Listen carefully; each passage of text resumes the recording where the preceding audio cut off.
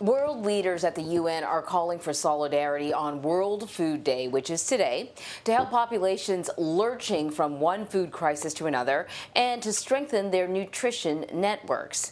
This year, of course, those efforts are facing some added obstacles, the coronavirus pandemic being one of the number one ones, which has doubled the number of people who are in the need of food, according to the World Food Program. So here in the U.S., experts at the Institute for Policy Research at Northwestern University found food insecurity tripled among families with children due to the ongoing health crisis.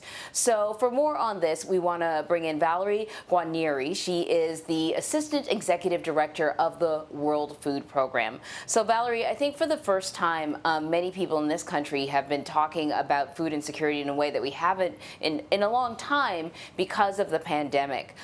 So tell us what World Food Day is and what's the theme this year? Thank you for bringing attention to this really important issue. World Food Day is the day that we take every year to really think about what needs to be done to achieve food security for all. So all people at all times need to have access to the nutritious food they need to grow and to thrive. And this year, more than any other year, it's on our mind. 690 million people are chronically hungry, don't know whether they'll have enough food to feed their families each day. COVID has come on top of conflict and climate to put nearly 270 million people literally at the brink of starvation. And on World Food Day, we think about all these people, and with the theme of grow, nourish, sustain together, we think about the investments that need to be made so that food systems work to deliver healthy diets for all people.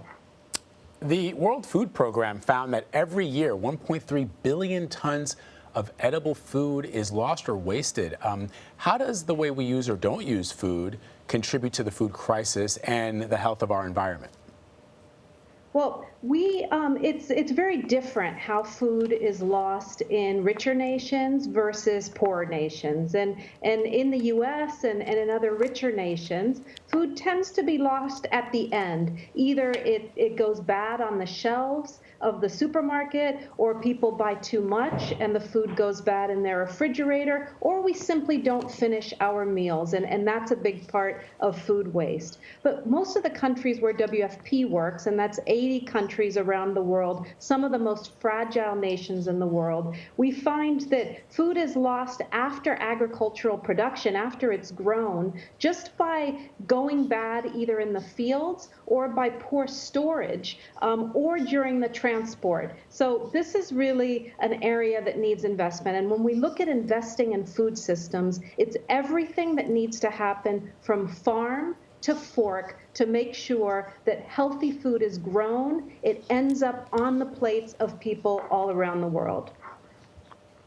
Yeah, I think it's really interesting that you talk about the ways in which food is wasted and how and the standard way that you typically see in other countries is what we actually sort of started to see at the beginning of the pandemic here in the U.S., where farmers couldn't get their food to market, and so they were just dumping milk. And the coronavirus really sort of put a spotlight on the problems in our distribution systems when it comes to food. Can you talk about the other ways around the world the coronavirus pandemic has impacted the threat of hunger?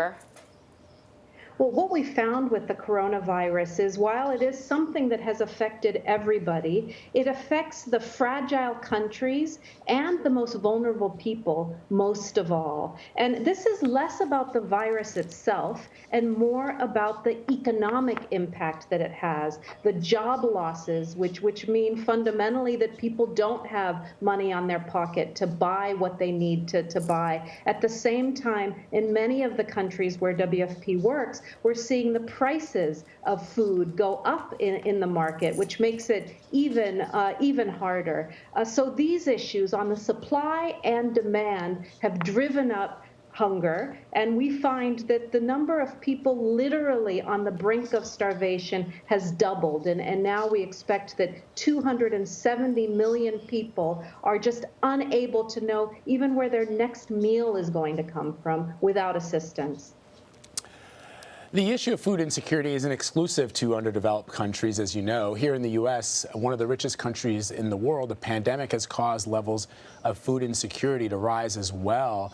You know, I was shocked by the headline that I saw in the New York Times and other newspapers that some 8 million Americans are starving right now in the United States, one of the richest countries in the world. So how has the pandemic exposed the vulnerabilities of food systems across the globe, but specifically here in the U.S.?